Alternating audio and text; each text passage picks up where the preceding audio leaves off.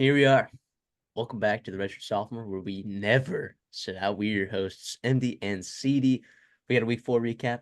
Okay. Sorry, just coming out a day later than it normally does. Air travel is just a turd wrapped in a turd right now. So it is what it is. But we absolutely lit up the board this week in every capacity. We're talking like just our picks straight up in these games. We're talking about the dirty dog. We found another one. And as well as the best bets. Absolutely just sprayed it and let it hang. That's kind of what happened. So in these week 4 games, I went 5-3, picking up straight up winners, which leaves me at 23-10 on the year. I went 6-2 against the spread, which leaves me at 22-11 for the year. That's pretty bonkers. And CD, you also went 5-3 and 6-2 because we had the exact same picks, which is awesome. And then so that leaves you at 21-12 straight up as picking winners and 19-14 ATS. That's kind of bonkers. We're going kind of nuclear right now. I think part of that is I think our priors to the season, a lot of them were confirmed this year. We've had to make adjustments about certain teams, but I think for the most part, like my win totals right now look awesome. I don't know about Yep. yours. My win totals look awesome right now. Feel So, pretty good about mine as well. so, but yeah, I mean, overall, just great stuff. And then heading over to the Dirty Dog, okay. Overall, we're 4-12 in the year, 25%. If you were to tail these for some reason, and we don't bet these, so we don't encourage that you bet them, but maybe we have to start because you'd be up 2.65 units if you were to bet on these. We got another one this week. James Madison plus 320 against North Carolina. They put up 50 at half. I did not think it was going to be like that. I didn't think they were going to put up 70 on North Carolina, Jeff but Collins, what happened? Mac Brown just needs to retire. It needs to happen soon for North Carolina fans. I'm sorry. Sorry, North Carolina fans. It needs to happen ASAP. Middle Tennessee State kind of got smacked. New Mexico kind of got smacked. Georgia Tech. Honestly, when you want to explain that, I mean, you were Listen, a watching that couple game big closely. plays. And it's the volatility with Georgia Tech, not only game to game, but play to play. Is we knew that. We knew that coming in. That's why I like them this year because they do play a gauntlet of a schedule, but because of how high and how low they can be, they're gonna steal some games. We saw that week 1. And Syracuse is a close game. This one I thought it was there. I think the game was closer than the score indicated, right? And obviously the block kick when you were trying to make it a 2 point game and the fumble recovery in the beginning, like it was a wild, wild game. But classic up and down for Georgia Tech. They'll be back though. The Yellow Jackets will be back. Certainly. And heading over the best bets, I mean, holy nuke season. I should have nuked all these in a parlay. I went 5-0. Tennessee, Oklahoma under 58, cash. Cal for FSU under 45, cash. Penn State minus 48.5, cash. North Texas minus 9, cash. And we put out a late one on Twitter, you and I. Well, actually, it was funny because we probably shouldn't have, but you were reading some tweets and you were like, hey, what do you think about this? And I was like, let's go. So put it on Twitter, Utah plus 1.5. So I gave that to both of us because we both were on it. And you were 4-1 that. So Iowa minus 2.5 cash, Cincinnati minus 3.5 cash, TC minus 2.5 did not cash. Um, that was a bit of an interesting game. SMU put up almost 70 points. Andy Avalos, what happened? So North Texas, you were also on it with me minus 9, and you were also in Utah plus 1.5. So that puts me at 15-9 for the season, up 4.65 units. Leaves you bounce back week after starting the season 2-5, like I did. I started the season 2-5 as well. You're back to 6-6, only down basically a half a unit. So you're right there. You're right there. I mean, how you feeling about? I know you've already got your picks in for next week, and this isn't a preview, but how are you feeling about your next week picks? Feeling good. I've kind of figured out, well, actually, next week I feel worse than last week. Last week was Same, easy to kind of spread the board and same. with a lot of things, but this week it's going to be interesting. So we'll see how it turns out.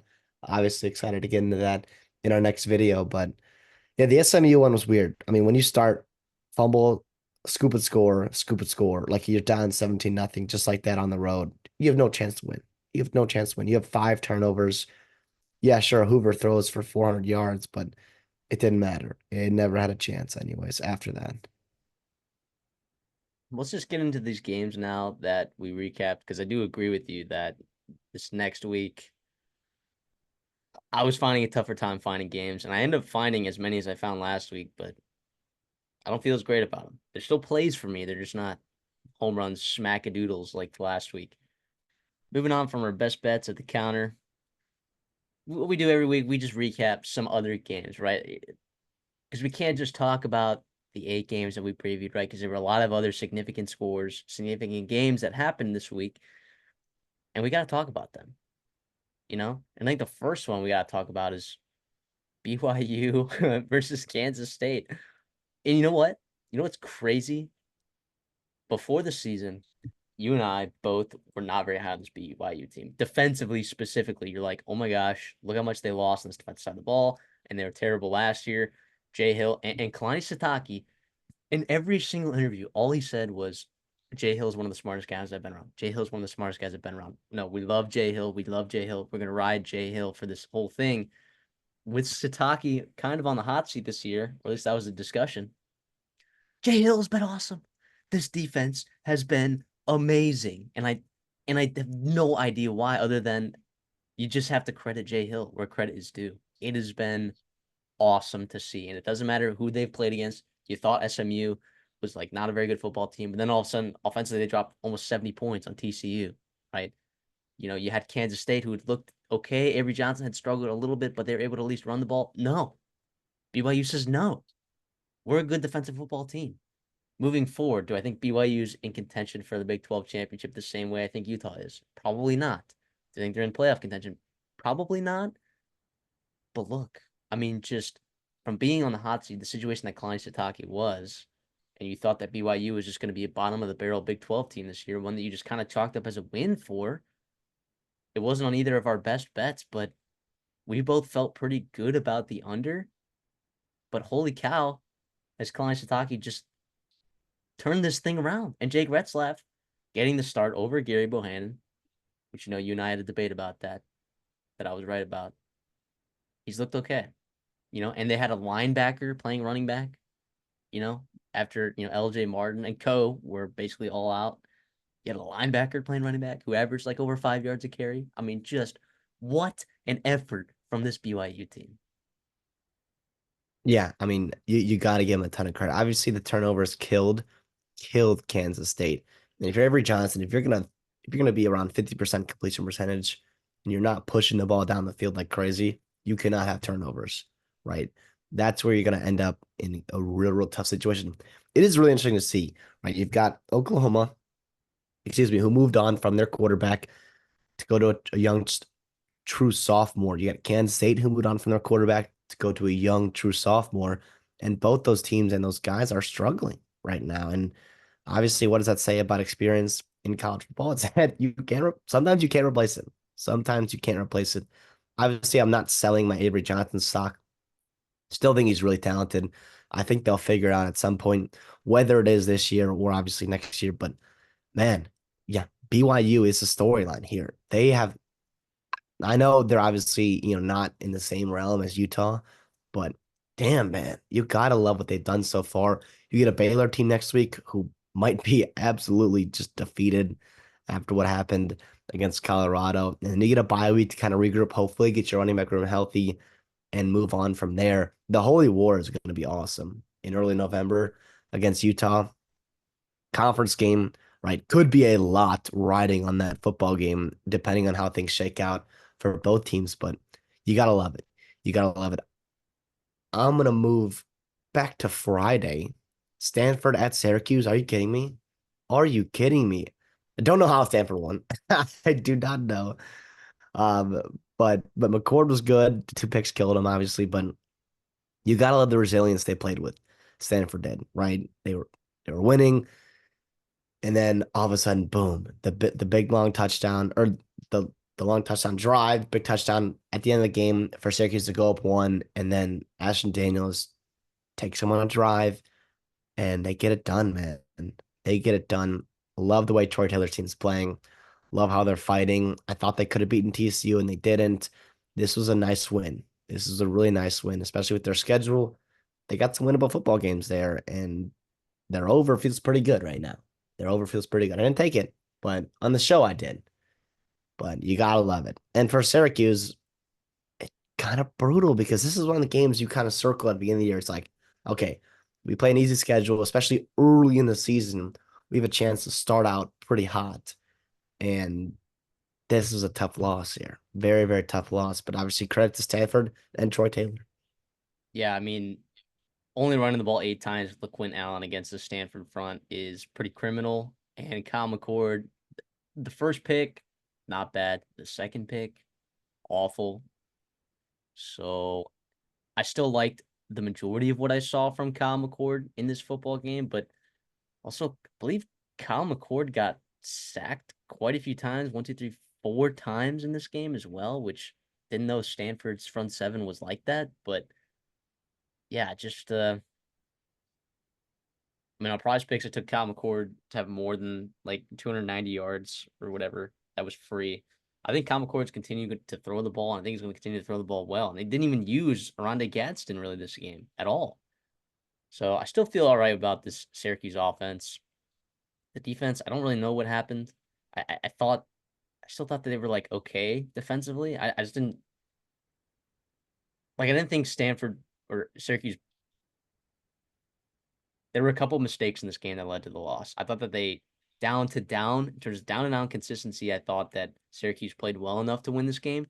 Just literally like a couple of plays here or there is what kind of lost them this game. So I'm not like the pick six, you know, and then the pick later in the game. Just brutal, brutal stuff, you know. But also, I mean, credit Stanford on that last possession, just going down the field and finding a way to get yourself in field goal position to win the football game. I mean, that was a big time possession, you know, for a team that hadn't really had any success. They'd scored 3 offensive points before that point, you know, because their only other touchdown in the second half was that pick six, you know, and their only other touchdown was early in the game, that like Ayamanor touchdown that they had. So I'm just um yeah, I guess I'm impressed with the resilience of Stanford, but I'm not lower on Syracuse, if that makes sense.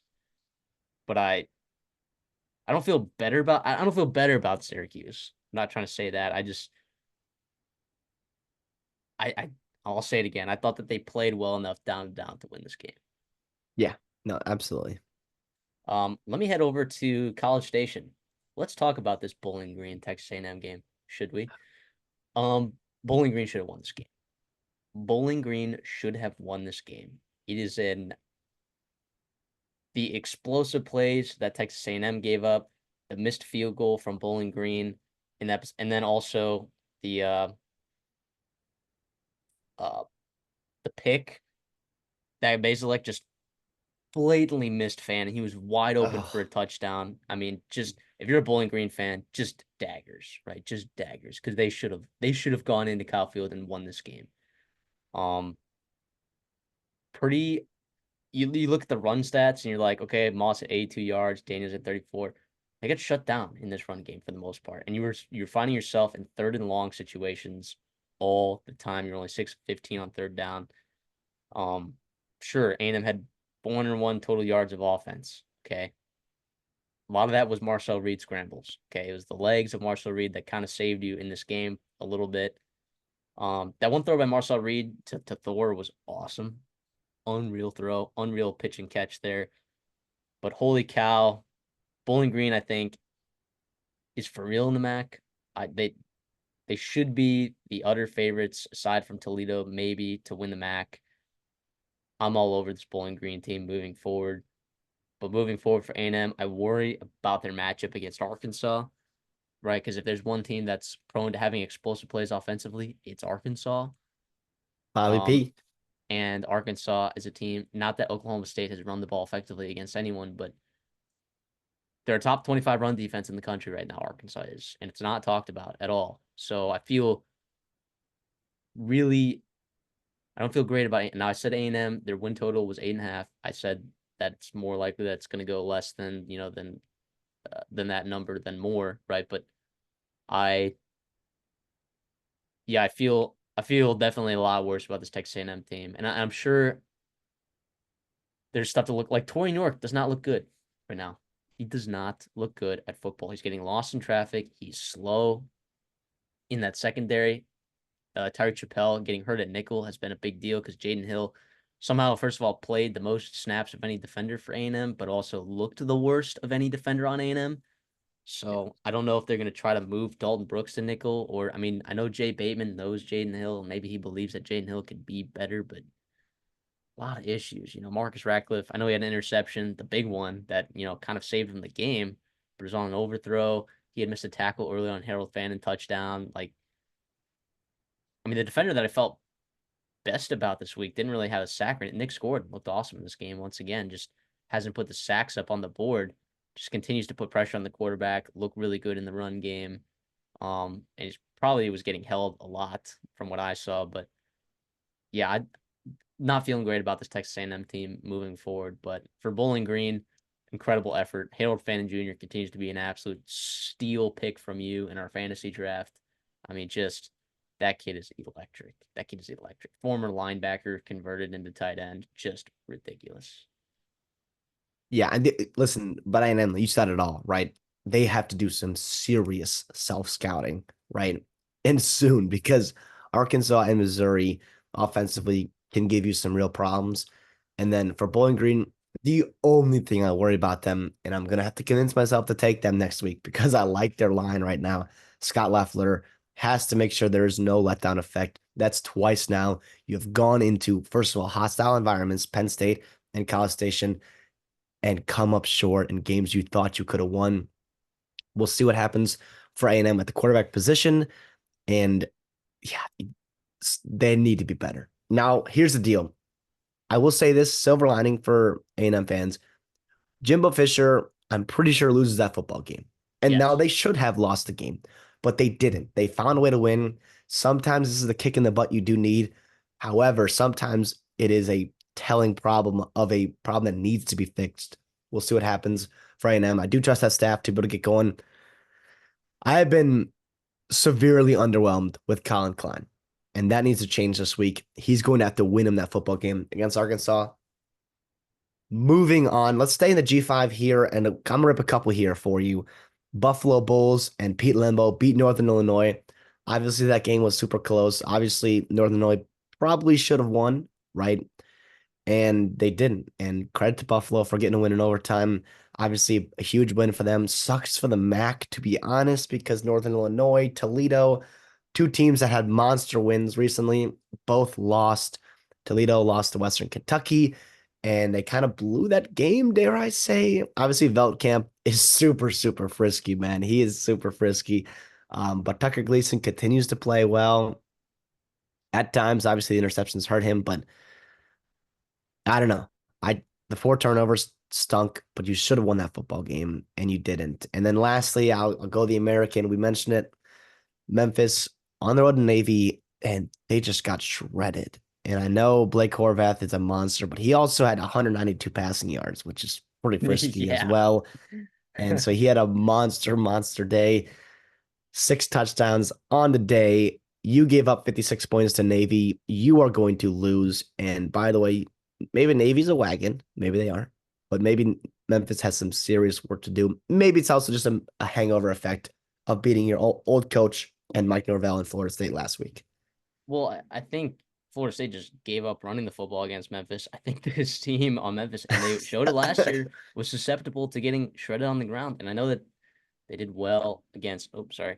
I know that they did well against Iowa State. Stopping the run. But yeah, interesting. Kind of shakes up the American for real because now Navy controls their own destiny, as well as Tulane, and Navy plays the UAB team that's pretty stinky. That you know probably is going to be on my best bets this week. I already got it at 2.5, but line has moved significantly. Still might be on my list, by the way. So yeah, that was a yeah, pretty topsy turvy results for me there. I mean, I didn't expect Buffalo to go in there and make it a ball game the way that they did, but credit Pete Lembo. They're 3-1 right now, by the way. And that's a stinky, stinky Buffalo team.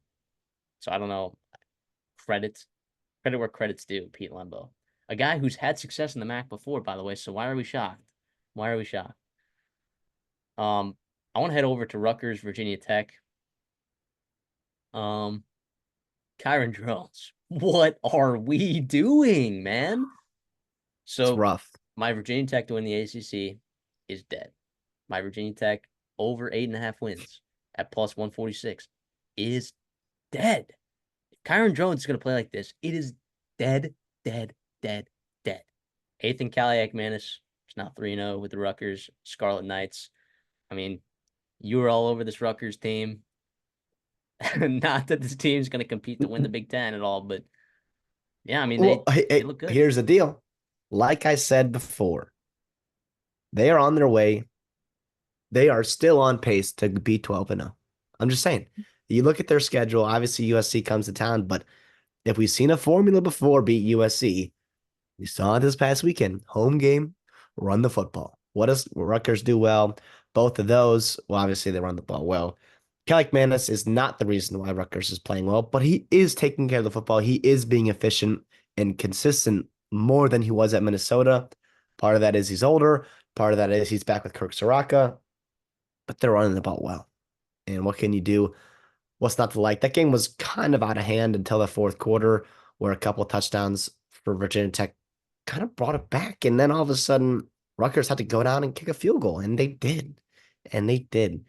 Um, but yeah, like you said, this is super, super disappointing for Virginia Tech because they had a lot of buzz. Rightfully so. I had thought in an ACC that is super, super winnable, very, very winnable. They just look terrible. Now I know technically they're, you know, zero losses in the ACC right now, but that's not going to last very long with Miami No, going to Miami this week. no, tough, tough to be a Hokie. Any other games that you wanted to bring up Yeah, before I'll we touch move on on? this one real quick. So in-state rivalry, Florida State, Florida in the state of Florida, Miami went to Tampa to play South Florida. And here's the thing. It was a close game, by the way, at halftime until a 75-yard touchdown pass from Cam Ward to Sam Brown, kind of started, the water waves there, the dam breaking, if you will. But Miami continues to look good, and they continue to be really explosive under Cam Ward and this offense, almost 600 yards. And by the way, like USF is not great. I know they battled with Alabama for a while. Um, they'll give some teams problems in the American for sure, but yeah, Miami continues to cement themselves. This was a game they just had to get by. Get by. You don't have to look great, and they didn't at times, but you get by, you get in the ACC play, and now you can really put the pedal to the metal because, yeah, this team's talented and explosive and fun to watch. Yeah, agreed. I mean, they are. I'm pretty upset. I wanted to put on my best bets of the year at Miami plus 6,000 to win the national championship, but I don't think they actually hit the blue chip ratio per se, but I think they're a team that hits the blue chip ratio if you count the transfer portal, Yeah, right? yeah. So Like Cam Ward's not going to add to the blue chip ratio, yeah, but he's he not gonna add. should. Yeah, exactly. Damian Martinez. Yeah, Sammy Brown. So I'm like, I'm a yeah. I probably regret doing that. I think they're 20-1 right now, and they're skying up that list right now. So I'm a big fan of Miami right now and what they're doing over there. Haven't seen him in a close game yet, and how Mario Cristobal could ruin one. So we'll see how that goes. As we'll monitor that as the season goes along. Last one we'll talk about here: Baylor, Colorado. I feel worse about both these teams after watching this game. So yeah, did Baylor only 300 total yards of offense. Granted, it was against a backup quarterback, or they had a backup quarterback in there. But only 300 yards total offense because Colorado was embarrassing. On the flip side of that, Colorado needed basically Hail Mary at the end of the game to force it to overtime. Yes, we did see that play. It was pretty impressive. LeJontay Wester is a really good receiver, and we've talked about it consistently that this wide receiver group for Colorado is one of the best in the country, no matter what you believe about this Colorado team. Colorado's 3-1. Probably expected them to be 3-1 at this point, or 2-2, I guess. But the rest of the way, Colorado, their schedules still isn't that easy, right? You got UCF next week, who you travel to them, then Kansas State at home, then Arizona on the road, then Cincinnati get at home, which, by the way, I think Cincinnati can win that game. Texas Tech on the road, Utah at home, Kansas on the road, and Oklahoma State at home. So I'm the rest of the way the schedule for Colorado shakes out, where it's going to be tough for them to find wins. So it's good for them to find a win here. Baylor, their rest of their schedule, they get BYU at home, which I thought could have been a win, but now all of a sudden BYU looks good. You go on the road to Iowa State, on the road to Texas Tech, Oklahoma State at home, TCU at home, West Virginia on the road, Houston on the road, Kansas at home. A little bit more manageable schedule for Baylor moving forward. Feels like they got to find a way to make a bowl game for Dave Aranda to make his job or keep his job, in my opinion. I think if he makes a bowl game, he should keep his job. I'm not sure if the boosters will agree with that take. It's hard to tell with boosters at different schools and the athletic directors, but yeah, I feel worse about both of these teams moving forward after watching this game. Agreed. Gonna rip four conference games real quick, back to back to back to back. Florida beating Mississippi State. Okay. In the beginning of a long season, I think, for Mississippi State. You had like 480 yards and you didn't lose a turnover battle and you had more time possession and you still lost by 3 scores. It could be a tough year. Good for Florida getting a win there. Like we And you said, lost your starting Mertz quarterback. Did you say and that? you lost your starting quarterback. Shapen got hurt. But Van Buren kind of came in and it did some good things. We'll see though. But Mertz continues to be the best chance for Florida to win football games. Now, is it the best chance for Billy Napier to keep his job? Who knows? Moving to the Big 12, Kansas blew it to West Virginia. Credit to West Virginia for coming back and having 2 scores in 4 minutes, just like Pitt did to them, which is kind of crazy how things come and go in college football, right? What goes around comes around.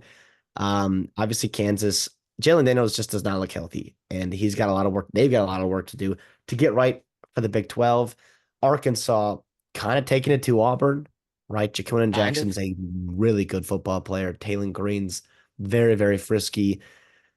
Peyton Thorne, I mean, obviously, okay, they want to say kind of. You had 5 turnovers. Again, another game where you had a ton of turnovers. You're not going to win these football games if you're Auburn.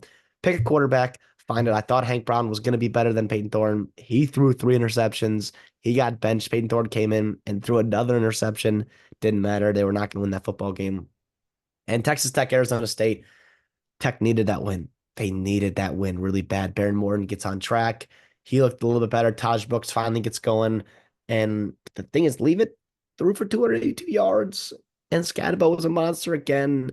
They could have won that football game, but certain things didn't bounce their way. Regardless, though, that's what I got for those four. Any thoughts on those 4 games? Not much. West Virginia needs to run the ball better. They haven't done that. I don't know how they won that game. Like you said, Auburn stinks. Arkansas, I still think Auburn's defense is all right. So I'm not necessarily down on Taylor Green for having a bad game like that. Yeah, Kansas is looking kind of in stinker mode right now. Mississippi State, Van Buren, whether it's him or uh was it Chris Parker? Chris Parsons. Chris Parson. I don't know who it's going to be moving forward, but you'll probably see both of them because they're both probably going to stink. So, uh, good luck to Mississippi State the rest of the way. Hopefully, you don't go 2-10 or whatever it is that you're going to go the rest of the way. Yeah, and then Texas Tech kind of a much needed win right there. Josh Kelly once again, dude. Once again, Josh Kelly. That was one of the hottest takes on the show. That Josh Kelly was one of the best receivers in the transfer portal this past season, and so far, he's got 31 receptions for 376 yards and 3 touchdowns. That's nuts. So, dog. But yeah, that's all I got. That's all I got. So, I guess we'll head into the games that we previewed. All right, let's go. Illinois, Nebraska. Okay. What did we learn about this game? One, Illinois probably is not a contender in the Big Ten, but I think a legitimate team to be worried about in that Big Ten. And then Nebraska on that side, Dylan Raiola is really good for a freshman quarterback. Really stinking good. Luke Altmaier handled the pressure of Nebraska's defensive line, I thought, pretty well, even though he got sacked 4 times. Third down, they were 7 of 13 on third down. This passing attack for Illinois, while the metrics don't necessarily scream that they're the best, I think they're very timely with it. Like Luke Altmaier is able to push the ball down the field to Pat Bryant, Zachariah Frank, Zachary Franklin, sorry. They're able to just make plays. And last year you had two NFL wide receivers, and they're both went to the league, and now you're still staring at two really good pieces there. I'm loving what I'm seeing from the Illinois side. Um, yeah, but I mean that doesn't make me discouraged about Nebraska at all. I think power rating wise, yeah, you probably bump up down a little bit from where they were at after the dominating performances in previous weeks, but these are both probably equivalent teams in the Big Ten. Like if it was to pick this game again, we both picked Illinois to cover the spread, but we both thought Nebraska would win. I would probably, I don't know, I would. Nebraska had a chance to close that game out and win it, but I don't know. It Well, would be a it was toss up for me. Listen, it was a little bit discouraging, and not that the fact that they lost, it was more so how they lost, right? It was just miscues, missed opportunities, and what has been the problem with Nebraska for way too long now. And you thought that was going to change this year. You thought that was going to change with Matt Rule. Penalties, miscues, missed field goal late in the game there. That would have been the go-ahead field goal. Obviously, you can't just rely on a college kicker. It's not going to be the reason why you lose a football game. A lot of other things had to do with that, but I almost come away, you know, kind of more impressed with both teams. I'm like, okay, Illinois is for real, right? Our vindication of them being a much improved team from last year is valid, right? And Nebraska also continues to play well, especially with Raiola and Dowdell on the offensive side of the football. Defensively, a little bit discouraging from that side just because I thought their defensive line would be able to control the football game. Illinois was able to rush the ball efficiently. Obviously, Luke Altmaier was able to wheel and deal back there behind his offensive line. But I think they're going to do that to a lot of teams. And they got a big time game this week with Penn State. And listen, it's on the road. I know that. But it's going to be interesting. It's going to be really, really interesting. Same thing goes for Nebraska, obviously, as they continue their trek to the Big Ten. Yeah, Illinois definitely. I think they won in the transfer portal on their offensive line, and their defense just looks much improved. And we talked about how their defense improving was a big question mark because it wasn't good last year. But I felt like they had the pieces there now. The Aaron Henry, they didn't have the pieces to do what he wanted to do last year, but they do now this year.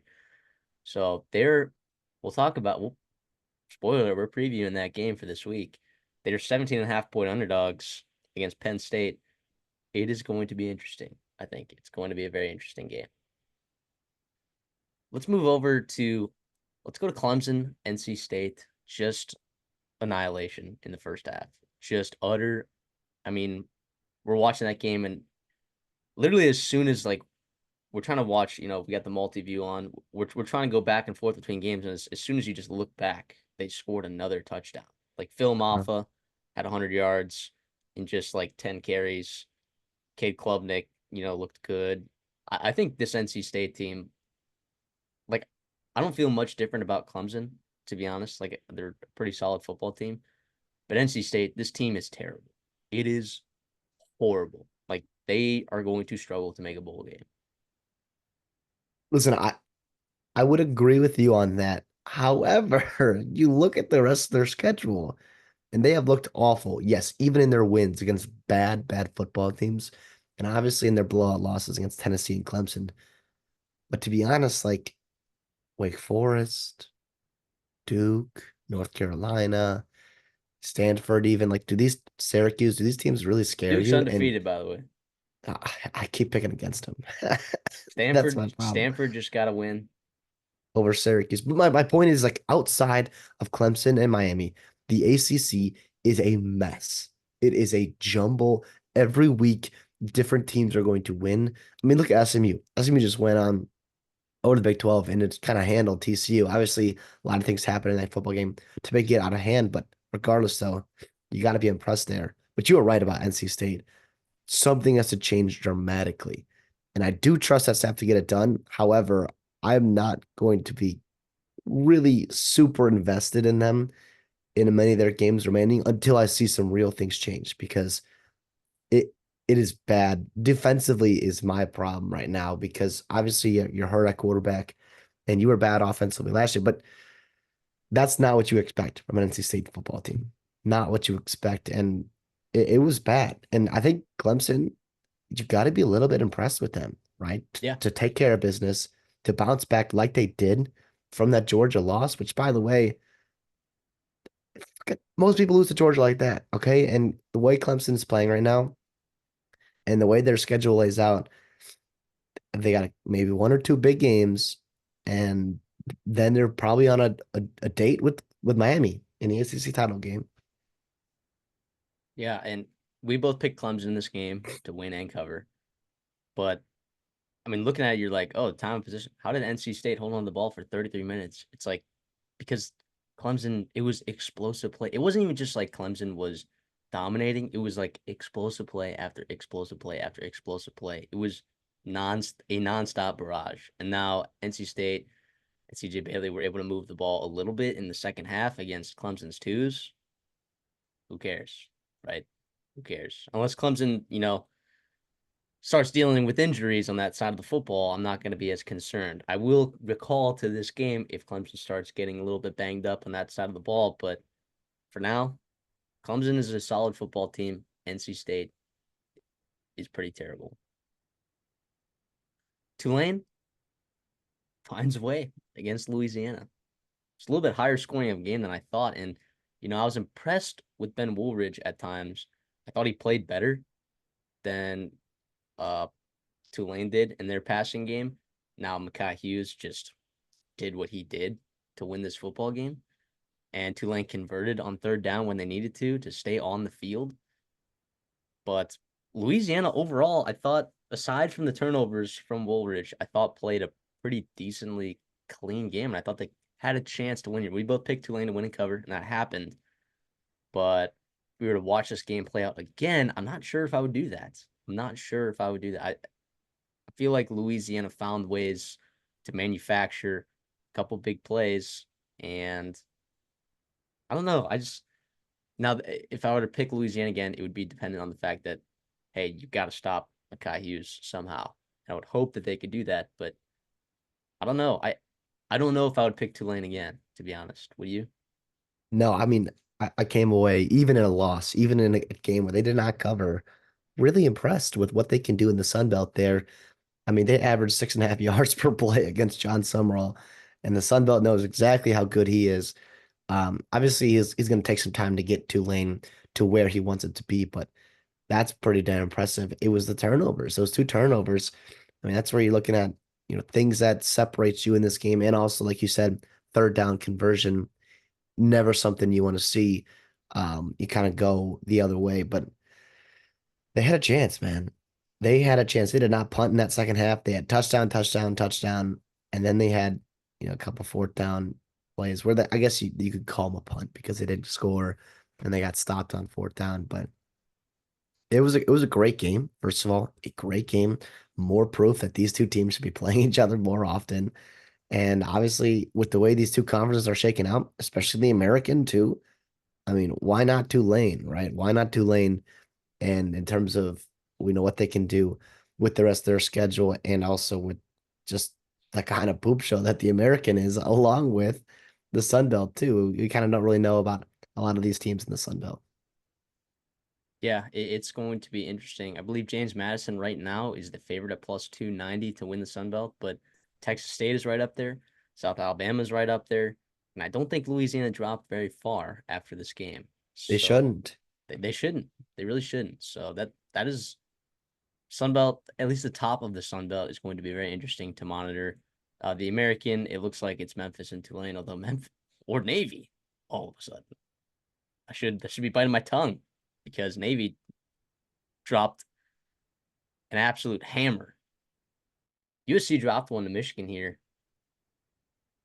I mean, they probably should have won, but at the same time, I mean, I guess credit Michigan for and at least the credit the staff, all right, for making the switch to Orgy. And we kind of railed them a little bit before this game for not having made that switch already and giving Alex Orgy the practice at quarterback. In the games where like you probably could have afforded to do that, but the game plan here was just run the ball, and you have probably one of the best running backs in the entire country. Definitely in the Not one of the Donovan Edwards, by the way. It is Khalil Mullings. yeah, it Thank you very is. much. And how I many think everyone weeks? figured that out. That has been the case, right, all year, and he was better last year, I thought, in his limited sample size. Yeah, I agree. And we've been saying that. We've been pounding the table for that for a while now. So yeah, I mean they only threw the ball 12 times. I don't know how many times they dropped back and how many times Alex Orji scrambled, but definitely see sure they turned the ball over a couple times. Honestly, I mean USC should have won this game, but I'm still going to credit Michigan for finding a way defensively, right, to manufacture some points that way, and then stick to the run game, and keep this um keep the number of plays run in this game at a limited number. And I think USC still had close to 70 plays run on offense, which is I don't know, pretty average to be honest. But yeah, Michigan, I guess credit to them finding a way to win. I don't know what your thoughts on this game. We both picked USC to win and cover, by the way, and that was one of our two losses ATS this week. Yeah, listen, I think you're absolutely right in terms of what they did with Orgy to credit the staff. I was kind of calling here last week and like not hitting the panic button yet on the staff and Sharon Moore, but there's a glaring ignorance right now in terms of how you are handling the offensive philosophy on the side of that ball. And they not only did they make the switch to it, they committed to it.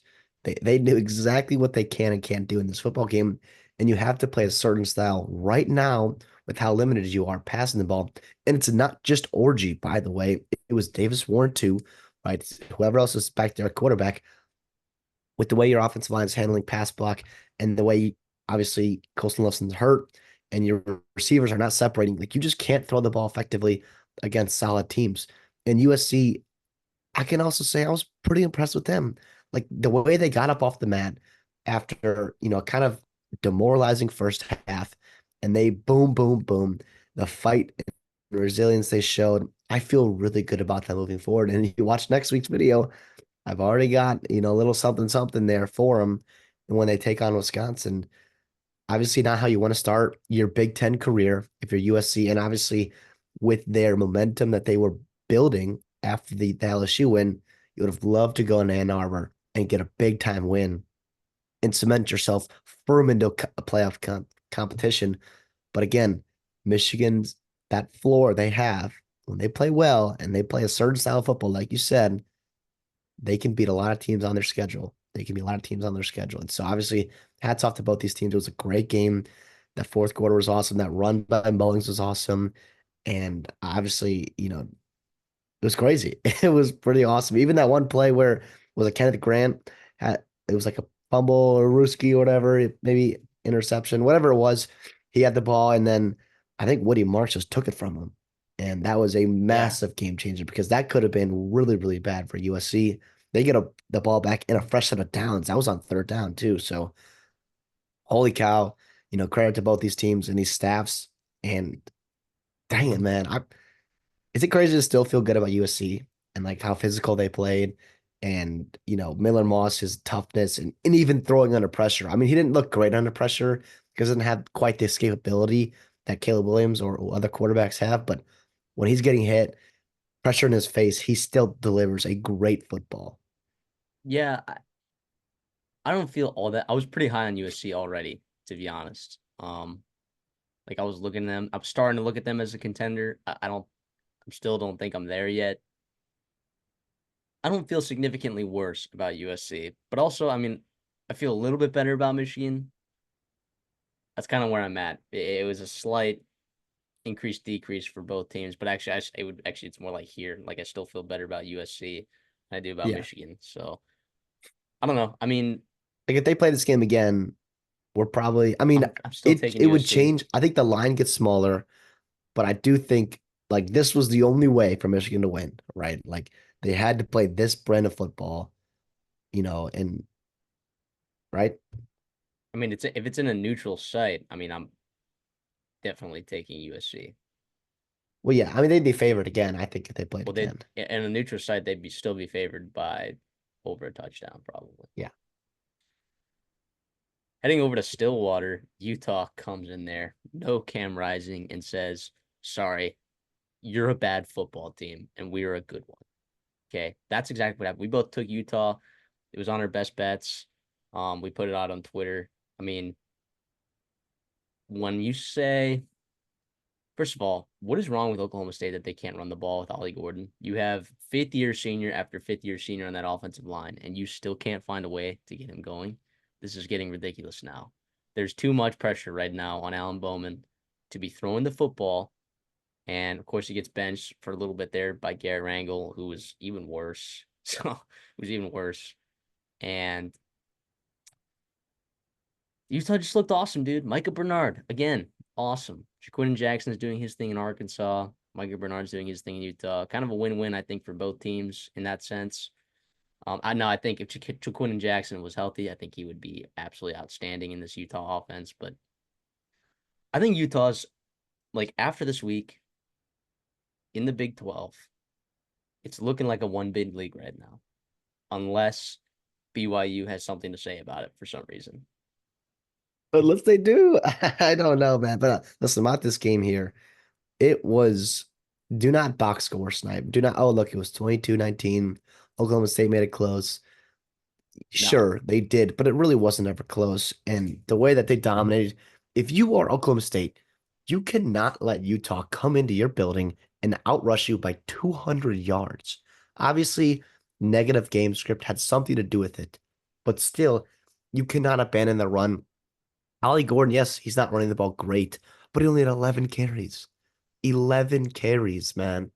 I don't know, man. 11 carries with what, like 14 touches with 3 receptions. So obviously something has to change there. We've seen Oklahoma State plenty of times get better throughout the season. So I'm not going to write them off totally, but right now something has to change for Utah though. And gosh, I have zero idea when Cam Rising's coming back. Zero idea. Even if, right, whatever, right? But I do think with the way Dorian Singer, which by the way, super underrated pickup in the portal, Yeah. he's been playing great. And Kuthi, Right, Keith? Brent Keith, he's obviously welcome back for Utah, one of the better tight ends in college football. Obviously, the Big 12 for sure.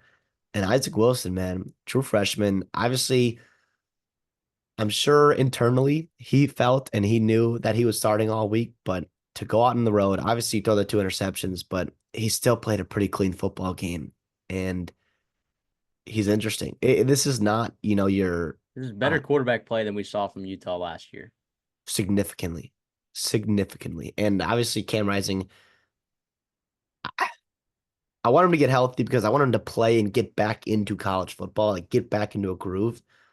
But for right now, man, Isaac Wilson's a dog. He's a dog. I feel pretty good.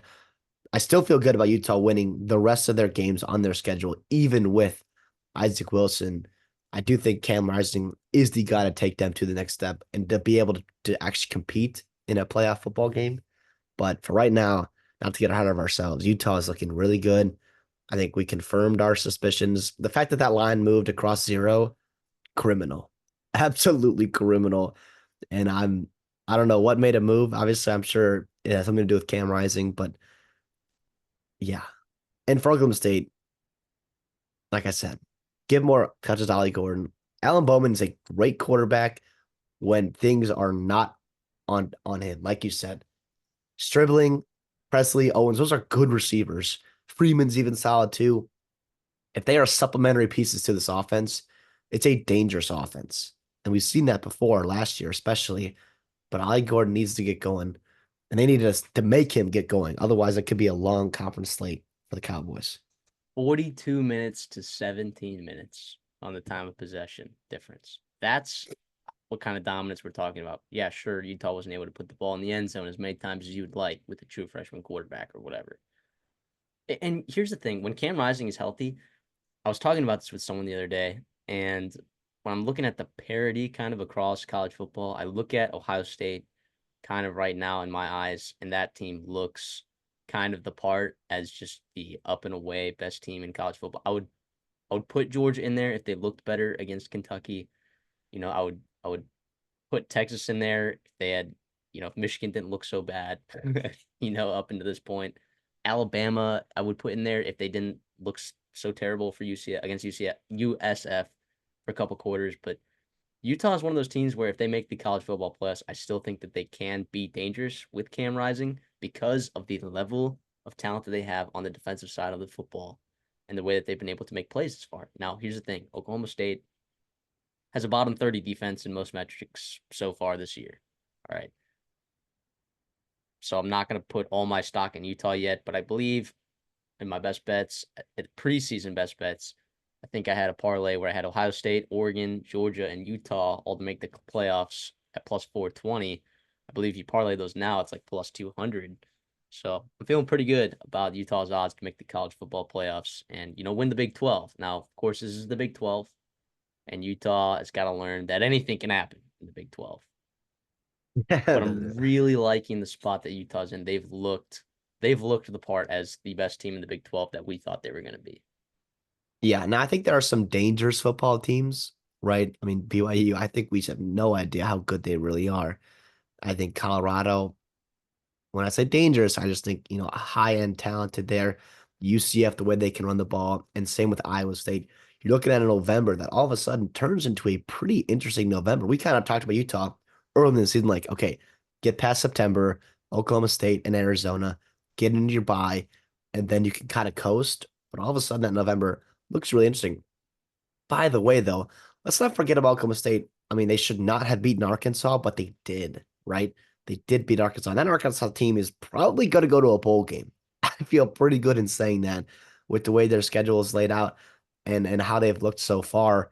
And yeah, I mean, they should have won that football game. But yes, obviously, a lot of things have to change. I do think all of a sudden this week's game against Kansas State looks, I don't want to say not exciting because we're going to preview it. So make sure you watch that video. But it just felt like it was going to have a lot more significance to it, right? But based on the way these teams have looked so far, it's almost like, do we really going to put too much stock into the winner or too much stock in the loser?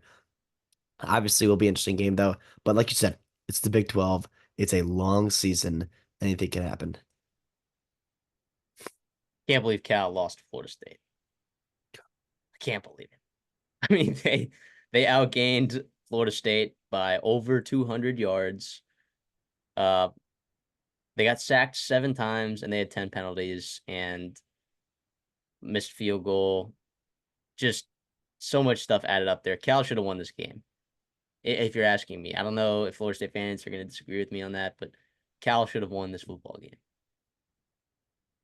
Yeah, without a doubt. I mean, obviously they didn't, so it doesn't matter. And Florida Right. State, they just needed to get a win, right? They just get it off your chest and then kind of go from there. Obviously, you look at the splits of their run versus their pass, and finally, 41 rushing attempts, really 47, right? And then 27 passing attempts for DJU. That was finally what happened, right? Cam Davis looks like he's going to be the guy going forward, apparently, but Tuafali played well and looked good at times.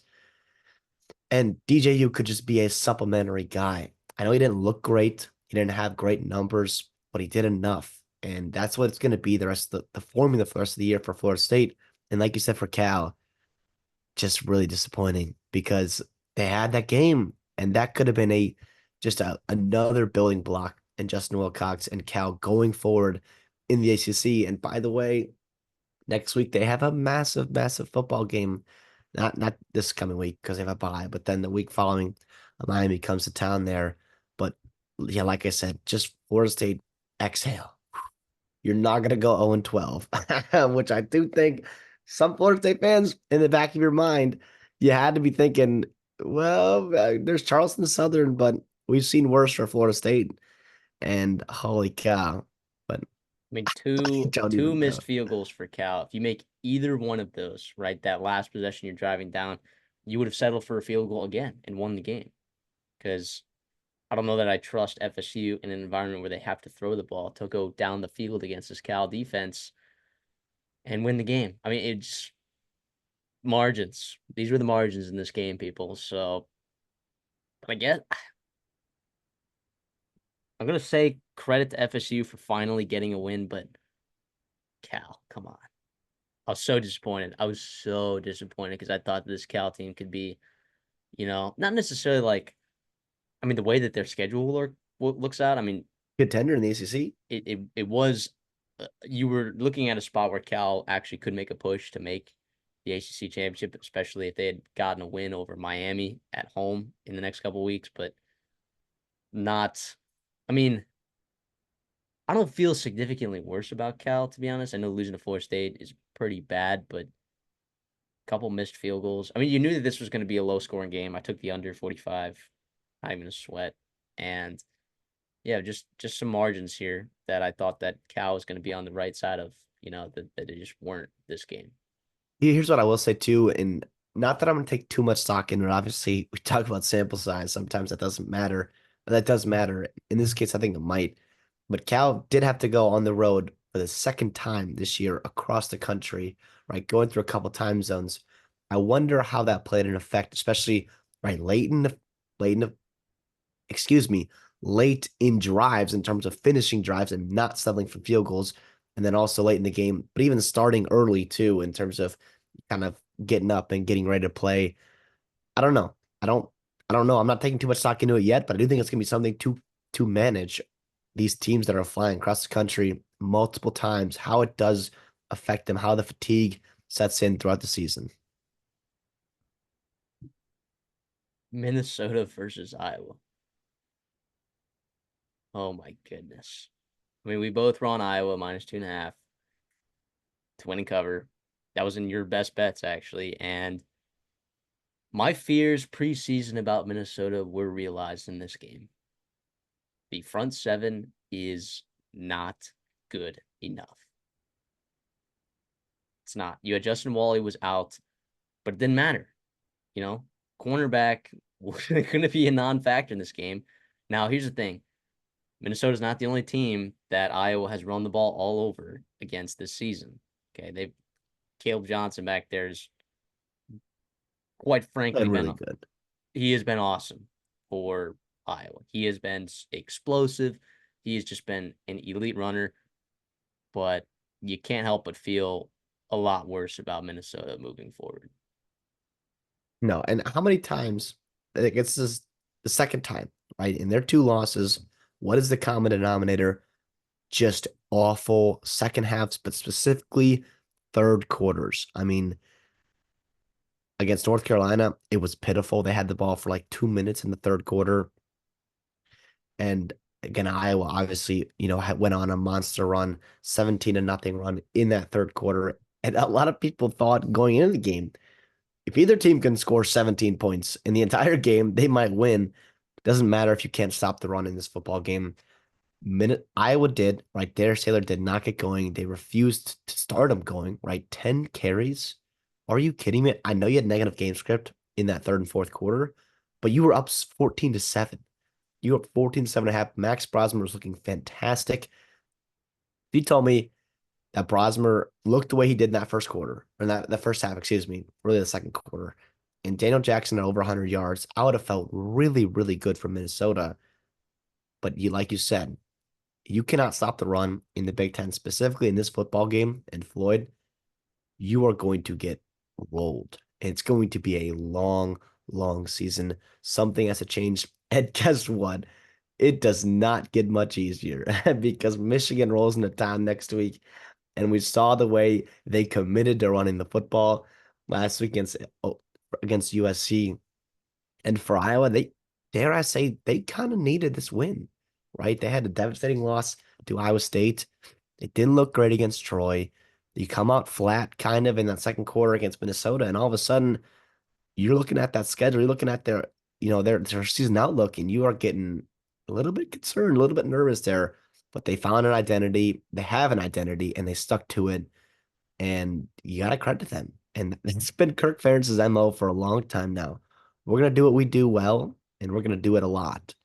And obviously, Cade McNamara did not look great. He didn't have to, like you said. 3.3 yards per attempt is just terrible. Is terrible. But again, you can run the ball at 6 yards per carry, and really significantly more than that. with the way Caleb Johnson ran the football, you're going to do well. You're going to do well in this game and obviously in the Big Ten. Now the thing is, it's like I guess I feel a little bit better about Iowa's offense, but their defense, like you said, Max Brosmer at times made some good plays. Daniel Jackson had over 100 yards. Who, I mean, by the way, we've talked about is probably one of the best receivers in the Big Ten that no one talks about because he just doesn't have the opportunities that other receivers have. I mean, I'm not saying Iowa's defense is bad. It's a good defense. They just haven't looked the elite part that we've seen because I thought like, oh, if you're gonna get a top 70 offense from Iowa, which is about where they're at right now, if you're gonna get a top 70 offense from Iowa, they're gonna win 10 games, 11 games. But we're not seeing the elite top five, even maybe top 10 defense that we've seen before. Now they're able to stop Minnesota when they needed to, but there were times when Minnesota was able to move the football at times, okay, through the air. But We'll, overall, they still look pretty decent. we'll go back to the Iowa State game, right? Go back to the first half of the Minnesota game.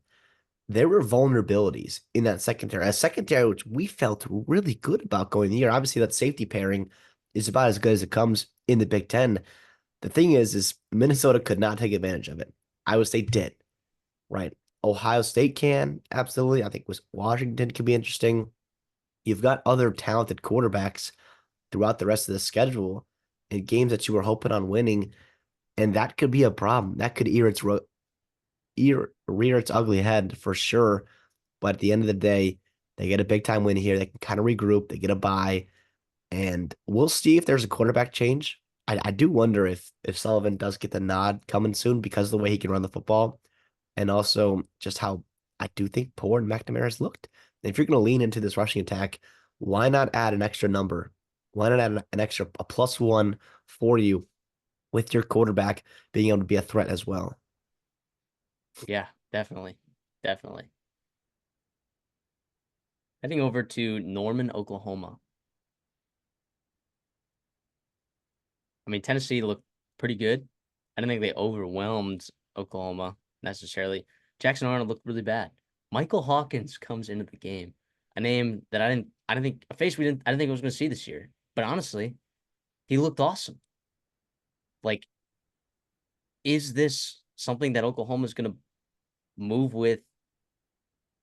Like, is Michael Hawkins going to push Jackson Arnold moving forward? I don't know.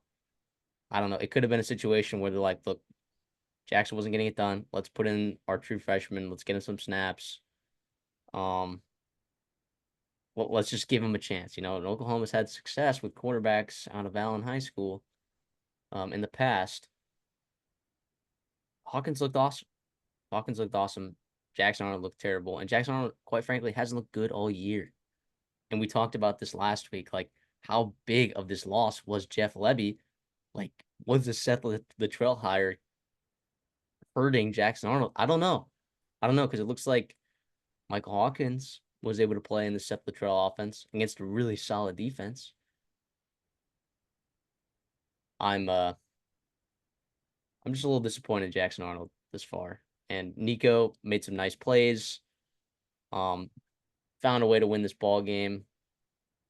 They dominated the time of possession. Tennessee did. Um,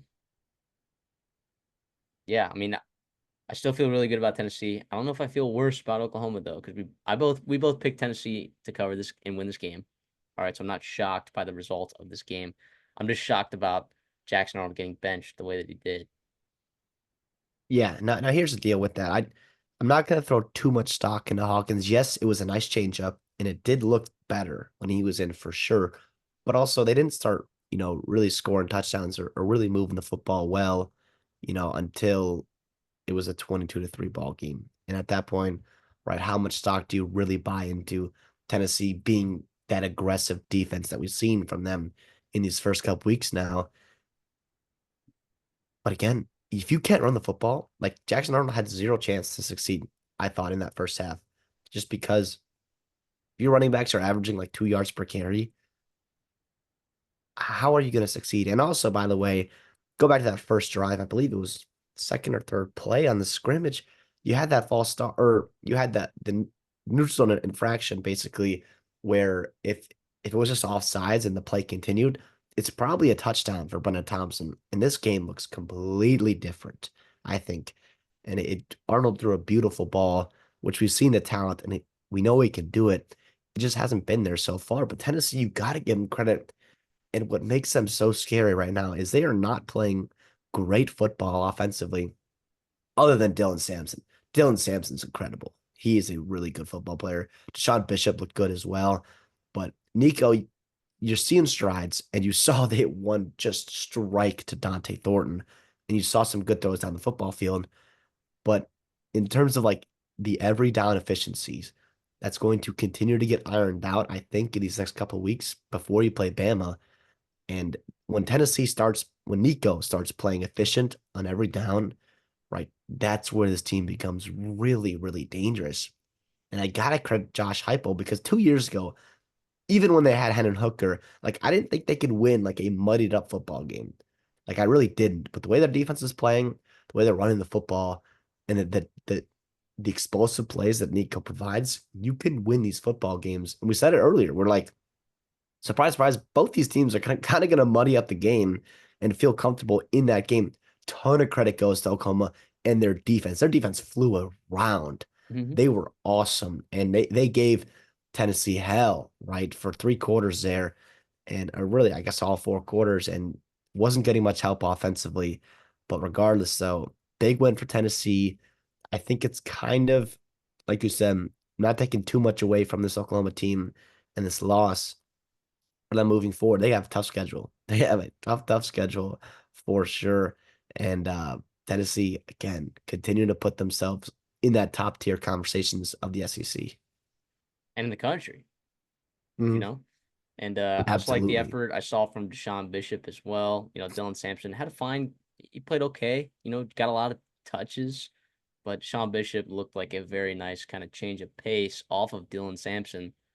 I don't know. At least I hadn't seen what I seen from Deshaun Bishop yet. Like I thought he looked really nice against a really good defense. So having two options there in the backfield is nice. On top of Brew McCoy having a nice game. The one that had the big touchdown. Squirrel. I mean, you just seems like you keep adding. There's just more and more weapons I'm finding over here on Tennessee's offense. So I'm liking what Nico has over here. I'm liking both Tennessee's defense, Oklahoma's defense. I'm just very interested to see. Um, I guess moving forward from Oklahoma's perspective, okay, what is a successful season for you the rest of the way in In terms of win-loss record, terms of win-loss record? I don't well, know. you've I got mean, you've got three pretty winnable games, right? Obviously, South Carolina is going to give you hell, and you never know how Hugh Freeze is going to play.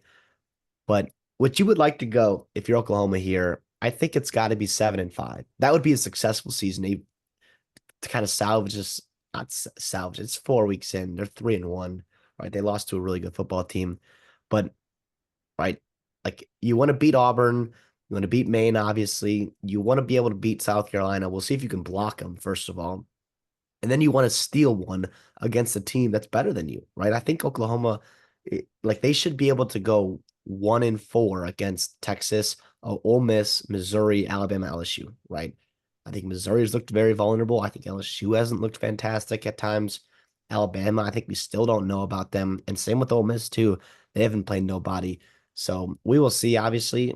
But to me, 7-5 kind of would be, I think, a successful season. Missing a bowl game, that would not be good, right? With Auburn and Maine and South Carolina on your schedule and LSU, Missouri type there, you got to find 3 more wins at least. all right. Well, thank you very much for tuning in to this week 4 recap. Recapping the game. We saw us spray the board this week. Check us out. See if we can do it again next week. All right. I feel okay. Feel okay. Maybe not as confident as I was in the picks this week, to be honest, considering that we were both on every single pick together. We had a couple best bets together. Next week, I think is going to be very interesting. I think this is a situation where the market is it's going to come after us. All right. We got to be ready. We got to be ready. So a lot of storylines to follow. We're not even halfway through the season yet. and ton of stuff is already starting to come together. We're learning more and more every single week. We appreciate you guys sticking along. Make sure if you like the content, like the video, okay? And consider subscribing so you can stick around for the rest of the season with us. JD, anything for us on the way out? No, appreciate you guys. Obviously, hope you enjoy the content. Hope you're enjoying the season, no matter what your team is doing and how they are doing. My team right now struggling, but listen, I'm still loving college football and love that you guys are checking into us and tuning into us all season long. We'll see y'all in the next one.